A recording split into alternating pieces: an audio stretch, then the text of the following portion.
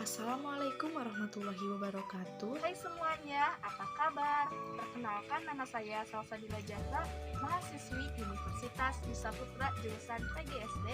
Di sini saya ditugaskan untuk mewawancarai dua narasumber oleh Bapak Utomo selaku dosen mata kuliah pendidikan karakter mengenai materi nilai kejujuran dan nilai religius.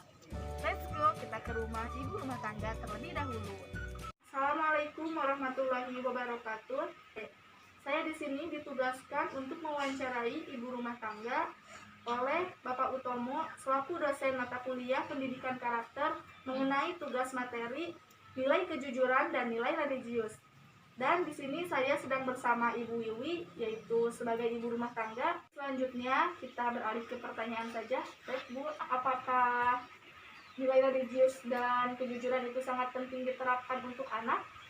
Keduanya sangat penting karena nilai religius dan kejujuran harus diterapkan sejak usia dini karena agar bisa karena biasa. Pertanyaan nomor 2, dari sejak kapan ibu menanamkan nilai tersebut? Dari sejak balita, karena kejujuran dan religius harus diterapkan sama anak kita, seperti misalnya ke masjid. Terus kalau ada uang yang jatuh sama anak kita itu harus diterapkan, jangan diambil. Kalau diambil harus dikasih ke masjid ke madrasah, suruh simpan ke kotak amal.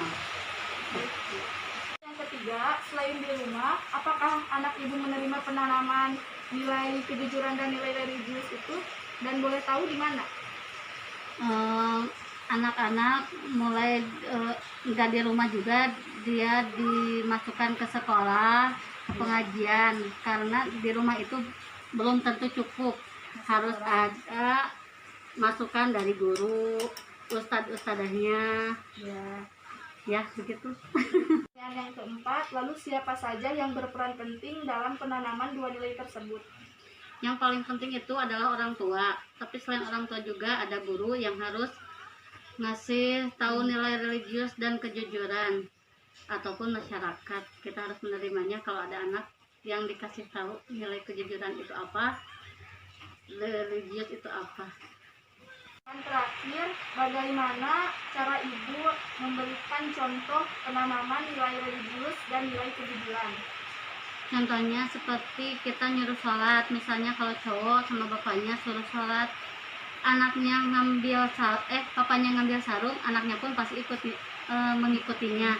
Tapi kalau bapaknya nggak berangkat ke masjid, diam aja cuma nyuruh, anak pun pasti nggak akan bakalan ngikut. Jadi contohnya itu kita nyuruh anak kitanya juga harus berangkat ke masjid.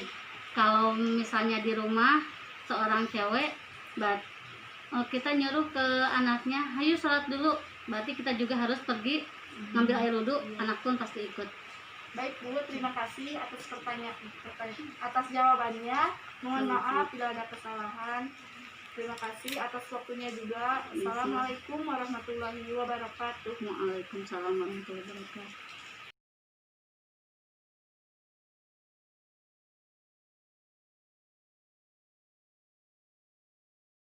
Assalamualaikum warahmatullahi wabarakatuh. Saya sedang bersama narasumber saya yang terakhir, yaitu dengan Ade Sahra yang usianya berumur 10 tahun, kelas 4 SD. Ya baik, selanjutnya kita langsung saja ke pertanyaan yang pertama. Apa yang Ade ketahui tentang jujur? Tidak berbohong. Ya, yang saya ketahui tentang jujur itu yaitu tidak berbohong. Terus contoh dari nilai religius itu Sahra suka ngapain aja? Mengaji. Terus Suruh sama ibu. ya, Berjamaah. katanya contoh dari nilai religius itu Sahra suka mengaji dan suka diajak oleh ibunya untuk sholat berjamaah. Terus Sahra, siapa yang mengajarkan Sahra punya sikap jujur dan nilai religius? Terus selain ibu siapa lagi? Bapak. Terus Ibu guru. ibu guru. di mana Sahla mendapatkan nilai kejujuran dan nilai religius? Di rumah. Di rumah, Di terus sekolah. di sekolah. Selain itu, Pengajian. di pengajian. Sejak kapan Sahla mendapatkan nilai itu? Sejak bayi. Dari kecil kayaknya ya. Dari kecil Sahla sudah diajarkan untuk berbuat jujur dan religius. Pertanyaan terakhir, bagaimana Sahla melakukan nilai religius dan nilai kejujuran? Dari kejujuran dulu, bagaimana tuh? Kan disuruh sama ibu Iya. ke warung. Kembaliannya Suka dikembang. suka dikembalikan. Katanya contoh dari nilai Sahla melakukannya dengan cara kalau nilai kejujuran itu suka disuruh oleh orang tuanya dan kembaliannya langsung dikasih kepada ibu. Dan kalau di dalam nilai religius, Mengaji. terus Sholat. sholatnya bareng-bareng sama ibu. Jadi katanya ibunya suka mengajak Sahla untuk sholat berjamaah. Ya begitu wawancara dari saya. Mohon maaf bila ada kesalahan dari saya ataupun dari Sahla, karena mohon dimaklumi karena Sahla masih anak kecil. Wassalamualaikum warahmatullahi wabarakatuh. Waalaikumsalam warahmatullahi wabarakatuh. Terima kasih ya Sahla. Demikianlah yang dapat kita gali dari kedua narasumber, yaitu dari seorang ibu rumah tangga yang bernama Ibu Lili dan saudari Sahla. Kesimpulannya adalah baik kita selaku orang dewasa maupun anak-anak, kita harus bisa menerapkan kedua nilai tersebut, yakni nilai religius dan nilai kejujuran untuk bekal hidup kita di masa depan yang akan datang dan sebuah ladang untuk bekal kita di akhirat. Sekian yang dapat saya sampaikan.